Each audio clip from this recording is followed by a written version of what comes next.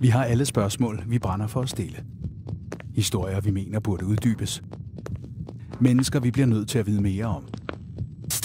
Hvad hvis du kunne spørge en kvinde, som er transkønnet og far til 2, om alt, og hun skulle svare på alle spørgsmål, uden filter, uden undtagelse? I min fritid gik jeg på jagt med kammeraterne, men når jeg kom hjem, tog jeg dametøj på. Du ser et program, der sendes direkte fra DR-byen. Anita tager hormonpiller og har på nuværende tidspunkt udviklet en B-skål. Hun har sagt ja til at stille op live. I den næste halve time vil hun fortælle sin historie og stå ansigt til ansigt med de spørgsmål, du sidder med derhjemme. Jeg hedder Anita. Jeg er født som mand. Spørg mig om alt.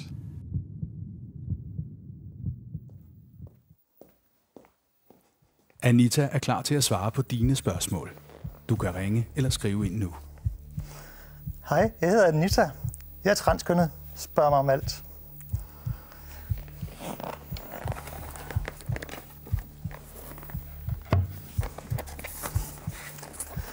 Sådan så jeg ud i 2009, for 5 år siden.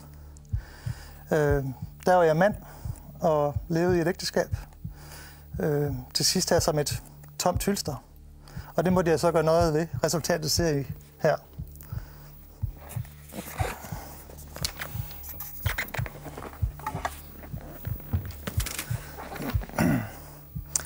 Så har jeg et spørgsmål fra Snapchatten, hvor der står, følte du dig som en pige som lille? Og nej, det gjorde jeg ikke. Men jeg har hele mit liv følt, der var et eller andet galt, men jeg kunne ikke sætte ord på, hvad det var. Hele mit liv har jeg levet som...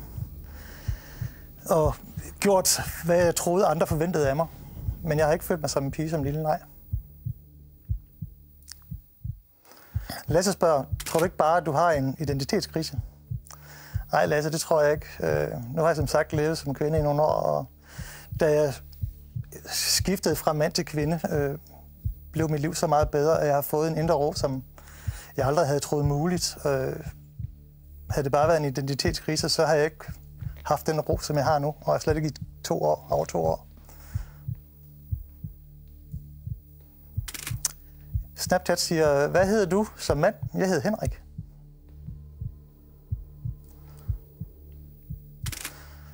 Søren spørger, har du en pik? Det vil jeg sige, det har jeg ikke længere. Jeg er det, der hedder kemisk kastreret, så den er svundet helt ind, og den fungerer ikke længere. Jeg kan kun tisse med den.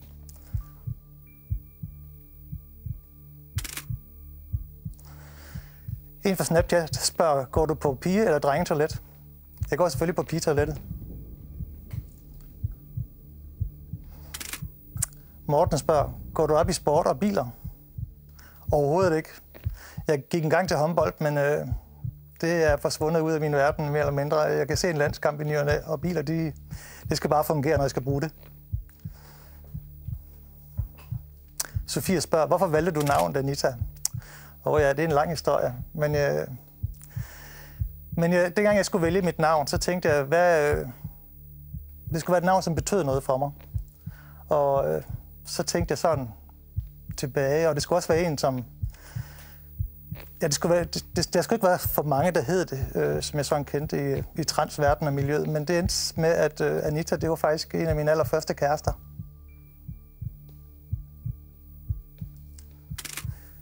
Snapchat, har du prøvet, at der er nogen, som har spurgt dig, om du er en mand? Ja, der er samtidig nogen, der siger til mig, at jeg er en mand, men så prøver jeg på at overbevise mig om, at det er jeg altså ikke. Mathias, er du mest til bøf eller salat? Ja, salat, det er aldrig helt, hvad det er rigtigt for mig, så en god bøf, tak.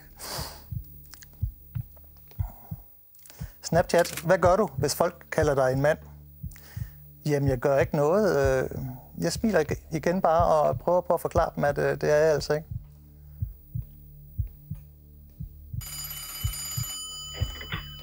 Så er der en på telefonen. Hallo?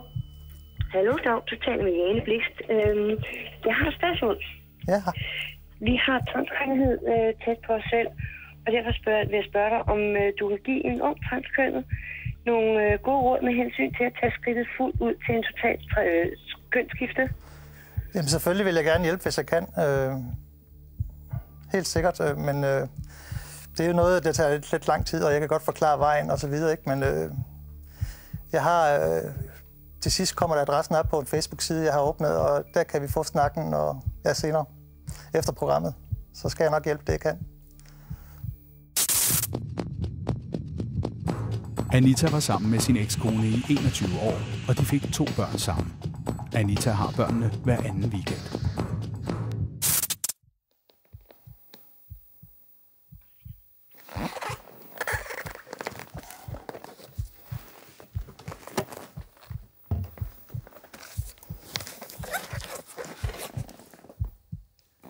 Da jeg sprang ud, så var det uden sikkerhedsnet, og jeg vidste ikke, hvor jeg havde folk, om jeg overhovedet havde nogen i min nærhed af familie og venner, bekendte og mine børn. Jeg vidste ikke, hvor jeg ville have dem henne. Så da jeg kort efter, jeg havde sprunget ud, så får jeg de her 2 malerier af mine børn. Skal vi se, om de vender rigtigt. Og det gjorde mig simpelthen så uhyggeligt glad, og det betyder alt for mig, de her 2 malerier. De står fremme på hylden derhjemme. Så, ja, mine børn elsker mig for den, jeg er i dag, og det er jeg rigtig taknemmelig for.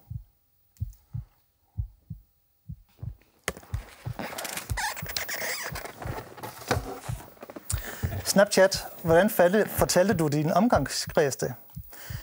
Jamen, da jeg sprang ud, det brugte jeg faktisk 1,5 år på. Og der tog jeg sammen med min ekskone, som bakkede mig op hele vejen igennem, faktisk rundt, og vi fortalte folk, hvorfor vi skulle skilles. Og det var så fordi, at jeg har valgt at skifte køn. Og der tog jeg folk en og en, og imponerende nok, så formåede folk faktisk at holde mund. Så jeg kunne nå hele vejen rundt igennem det her 1,5 år, inden at det kom ud offentligt. Så det var den måde, jeg gjorde det på. Maiken, hvordan tog din familie det? Ja, min familie den tog det lidt svært. De havde det lidt hårdt. De trådte faktisk 3 skridt tilbage, hvor jeg havde håbet, de trådte et skridt frem og tog imod mig og hjalp mig. Men det var ikke tilfældet. De havde det rigtig svært med det, og jeg kunne ikke forstå det. Prøvede at finde ud af, hvorfor. Men der er ingen forklaringer på, hvorfor at, folk og nogen fødes som transkønnet. Så det har taget lang tid. Jeg har været tålmodig og givet dem den tid, de skulle bruge, og i dag har de det okay med det. Snapchat. Har du mistet venner, familie på grund af det? Jeg har mistet nogle rigtig gamle, gode venner, som jeg troede var gode venner, men det viser så, at de kunne ikke helt acceptere mit nye jeg. Og det har selvfølgelig gjort ondt, men familien, den har jeg endnu, heldigvis. Snapchat. Kalder dine børn dig far eller mor? Mor kan jeg aldrig blive, så de kalder mig selvfølgelig far. Snapchat. Var du bange, før du fortalte det? Jeg troede, det ville være utrolig svært at fortælle til vennerne og familien, men det viser faktisk, at det var det letteste i verden. Så den der sværhed, jeg troede, det var det slet ikke. Meget overraskende for mig også. Det var meget let. Det var en lettelse hver gang. Maja, hvordan har det været med hensyn til job? Det har været meget let, fordi det er sådan, at jeg har gået sygemeldt de sidste næsten 5 år og er førtidspensionist i dag, så jeg har ikke haft problemer med det i forhold til job.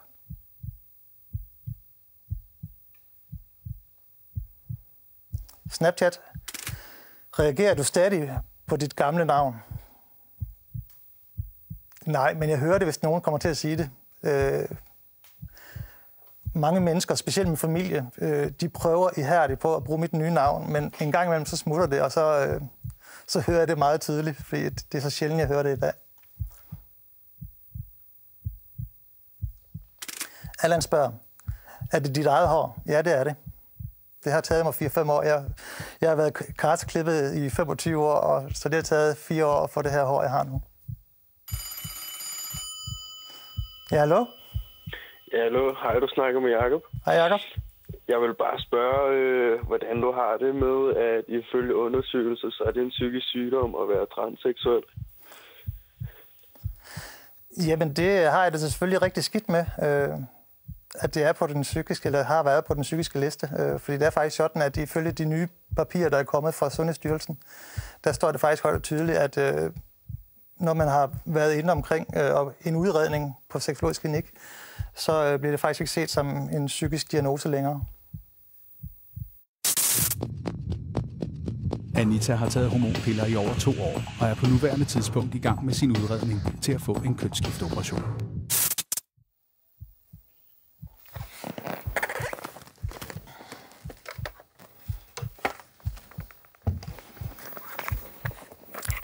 Det er så de her 2 slags piller, jeg tager hver dag.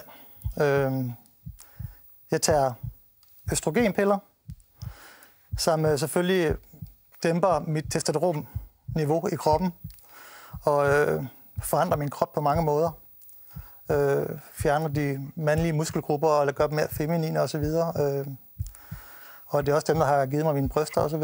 Og dem her over, det er testosteron, eller antitestosteron, som simpelthen går ind og fjerner det sidste testosteron, jeg har i kroppen, altså det mandlige kønshormon.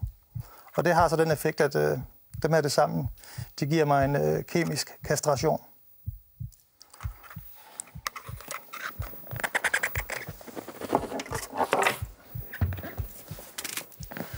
Snapchat, hvor meget har forvandlingen kostet dig? Jamen, jeg vil ikke sige, at den har kostet mig ret meget andet. Det har selvfølgelig kostet mig nogle venner. Heldigvis ikke ret mange, men til gengæld har jeg også fået nogle nye. Men det har været en hård og lang rejse, men også en fantastisk rejse. Snapchat. Har du ikke været bange for, om du ville fortryde det?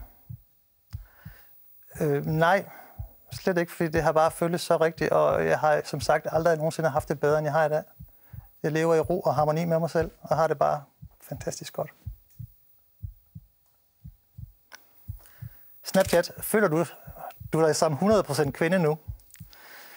Både og, for jeg mangler jo stadigvæk lige den der operation, men jeg kan faktisk næsten ikke engang huske, hvordan det er at være mand længere. Det ligger så langt væk i mine erindringer, at så ja, mere eller mindre. Men jeg ved jo godt inderst inde, at der lige er lidt nu, der skal ændres. Snapchat, får du stadig skæg? Ja, desværre er det en af de ting, jeg slår sig rigtig meget med. Men jeg skal til at gøre noget ved det, da jeg skal ind og i gang med noget laser og noget. Men der kommer desværre stadigvæk lidt.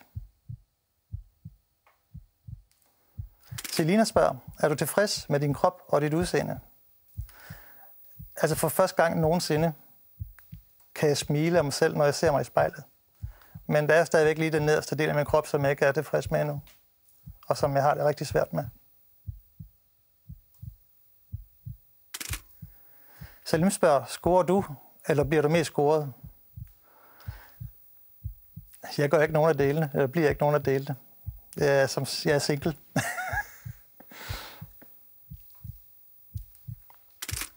Louise, er du til mænd, og ser du dig i så fald som en bøsse? Ja, det er det sjove af det. Jeg har jo altid været til piger, men i min hormonbehandling er det lige skiftet over, og jeg er begyndt at kigge efter mænd. Så nu, jeg ser min fremtidige kæreste som en mand, og om jeg er bøsse? Nej, jeg er jo en kvinde. Jan, er der nogensinde nogle mænd, der har lagt an på dig som kvinde? Ja, det er sket. Men det har så ikke lige været en match for mig, eller har jeg bare ikke haft lyst til en engangsoplevelse. Mathias spørger, hvordan ville du leve, hvis ikke du havde haft muligheden for at lave et kønsskifte? Det tør jeg slet ikke tænke på. Så havde jeg haft det rigtig dårligt, og så har det måske været et spørgsmål om, at jeg overhovedet havde været her i dag. Ja, hallo? Ja, hej. Hej, Anita. Hej. Det er Marie. Fuld støtte til dig herfra. Jeg synes, det er fantastisk også, det her program. Jeg vil spørge dig, hvor langt vil du gå for at se ud og føle dig som en kvinde? For eksempel kønsoperationer, eller du ved, ansigt eller et eller andet. Og hvad der er vigtigst af de to? Jamen selvfølgelig langt det vigtigste for mig lige nu, det er at få min kønsskifteoperation. Før føler jeg heller ikke rigtigt, at jeg kan få et kærlighedsliv op at køre igen og så videre. Fordi den nærvær har jeg det lidt svært med, fordi det er ikke en del af min krop længere, eller mit jeg længere. Og Så det er i hvert fald den største ting. Og så vil jeg selvfølgelig gerne gøre en hel masse for at fjerne den smule skægvækst, jeg er tilbage. Og så er spørgsmålet så, om jeg er helt tilfreds med, om mine bryster måske ikke skal være lidt større. Ellers så har jeg ikke andre ting, som jeg kunne tænke mig at lave om.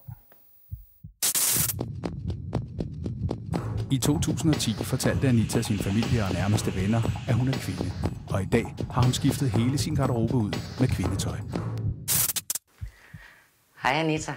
Vi har jo kendt hinanden i mange år, cirka 15 år. Vi lærte hinanden at kende, eller jeg lærte dig at kende igennem din ekskone, som jeg arbejdede sammen med og var veninder med.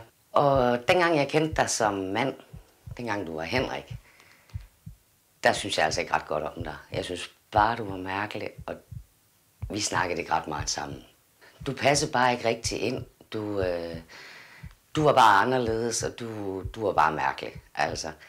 Så jeg har bare aldrig rigtig haft den der connection med dig, dengang, at du var mand. Og Anissa, vi havde jo ikke snakket sammen i rigtig lang tid. Og lige pludselig en dag, så ringede du til mig og sagde, at du var forresten sprunget ud, og du er blevet kvinde. Det kom temmelig meget bag på mig, må jeg sige, fordi lige nu, der bliver nok meget stille. Men efter jeg havde snakket med dig i en time i telefonen, og havde lagt røret på, så havde jeg nok mere den der, aha, ja selvfølgelig, det er da derfor. Og så kunne jeg måske bare meget bedre lige pludselig forstå nogle ting. Nu har jeg lært Anita at kende, og jeg er på ingen måde i tvivl om, at du er det rigtige sted, og du er i den krop, du skal være i.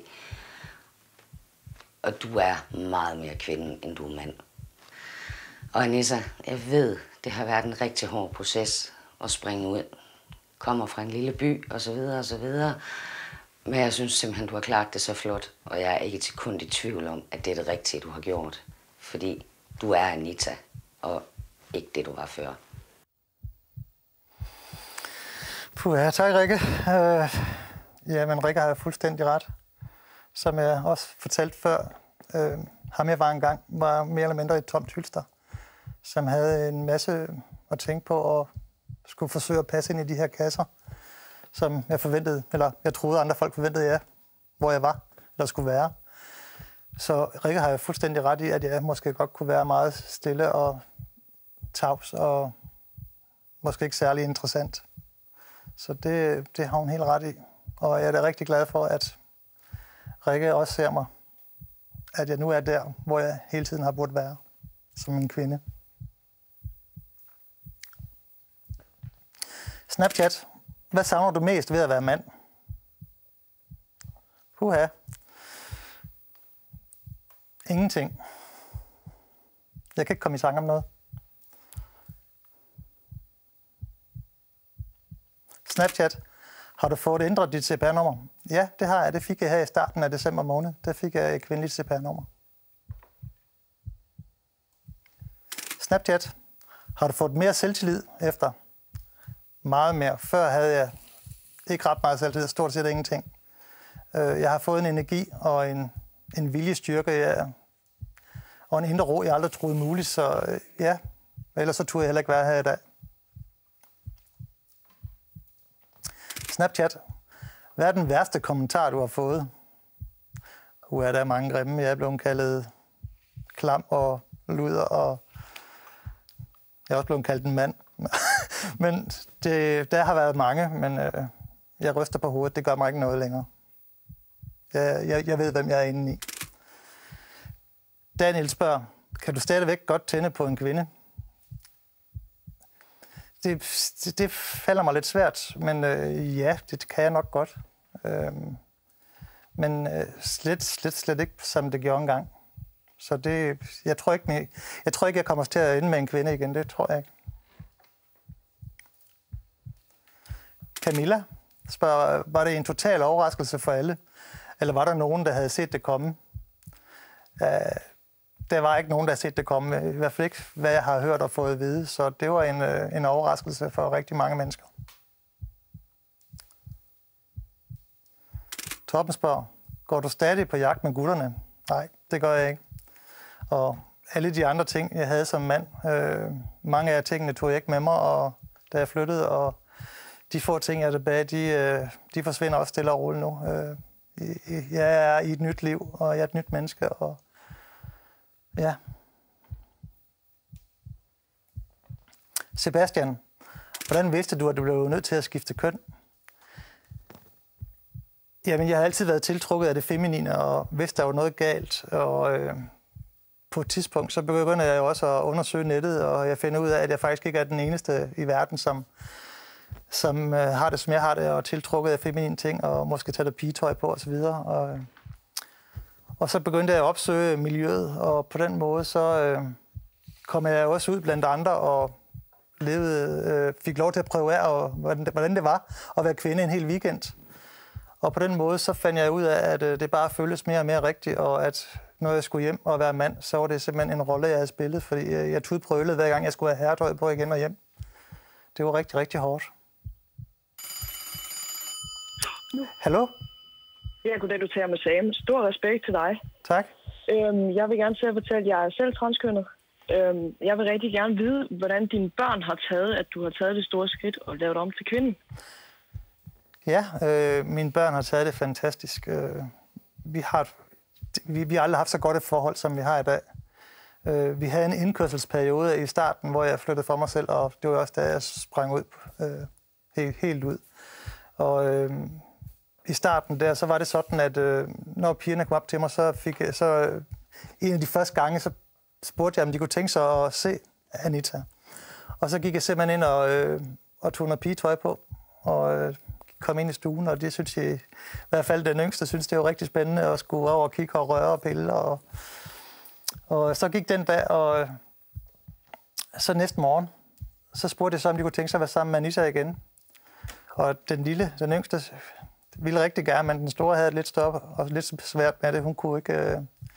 Så vi fik også en lille snak, sad og holdt om hinanden, inden jeg fik lukket ud af hende, og hun kiggede op på mig og sagde, kunne du ikke bare være far i dag? Og selvfølgelig kunne jeg det. Og så lavede vi en aftale om, at den næste 2 måneder, der var jeg pige om fredagen, når det kom, og så var jeg far resten af weekenden, som vi kaldte det, i de her 1,5-2 måneder. Og det var så frem til nytår, og hvor vi så simpelthen aftalte, at så var det pige fra den tid af. Og det har kørt fantastisk lige siden. Jeg deltager i skolearrangementer, og jamen, jeg har et sammenhold med mine børn i dag, og forhold til dem, som, jamen, det er helt fantastisk. Anita har været single, siden hun sprang ud, men leder efter manden i sit liv. Hej Anita, du kender mig ikke. Jeg hedder Maria Håning, og jeg har selv gennemgået et kønsskifte, ligesom du er i gang med. Og jeg tror, vi kan blive enige om, at det med kærlighed, det kan godt være ret svært. Jeg har selv oplevet, at det har været svært for en partner at acceptere, at han selv kunne lide mig, og at det ligesom ikke var et problem. Men på grund af det samfund, vi lever i, så er der rigtig mange, som ikke vil acceptere, at de kan lide en, som er transkønnet, som vi er. Hvis jeg nu skulle give dig et lille råd med på vejen her til sidst, så vil det nok være, at i stedet for at fokusere på den kærlighed, du ikke har i en mand, så prøv at fokusere på den kærlighed, du kan læne dig op af hos venner og veninder og eventuelt din familie. Til sidst så fandt jeg i hvert fald kærligheden, og jeg er sikker på, at du også skal finde den. Og det er altid bedre at begynde senere end aldrig på at finde den, man i virkeligheden er. Rigtig meget held og lykke herfra, Anita. Jeg ønsker alt det bedste for dig, og god vind, og ha' det godt. Tak, Maria. Jamen, jeg tror, og jeg kender det godt, jeg har jo oplevet meget af det, Maria siger, og hun har helt ret, det er rigtig svært. Folk har rigtig svært ved det. Og ja, igen, det har jeg jo også selv.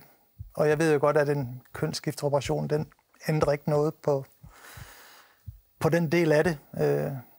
Og det er jo heller ikke derfor, jeg skal have min operation. Men ja, det er rigtig svært at finde kærligheden, og jeg bruger netop også, som Maria siger, mine rigtig gode veninder og mine børn. Det er der, min kærlighed er nu. Maja spørger, hvordan vil du beskrive din seksuelle orientering? Jamen, jeg er heteroseksuel. Jeg er en kvinde, der er til mænd. Snapchat. Har du nogensinde datet en mand, og ikke fortalt ham, at du er en mand? Nej, det har jeg ikke. jeg er altid meget åben, når jeg søger og snakker med mænd, som er en mulig date. Og, så det har jeg ikke. Alle har vidst det, at jeg er et helt åben menneske og ærligt. Snapchat. Hvordan er dit sexliv? Mit sexliv, det er ikke eksisterende. Det er ved at være på siden sidst, så jeg har ikke travlt. Jeg venter på den rigtige. Snapchat. Synes du selv, du er lækker som kvinde? Nej, jeg synes, jeg er ganske normal og almindelig. Jeg ved godt, jeg ikke er nogen fotomodel. Og det har jeg heller ikke nogen intention om at være eller blive. Jeg er bare et ganske almindeligt menneske.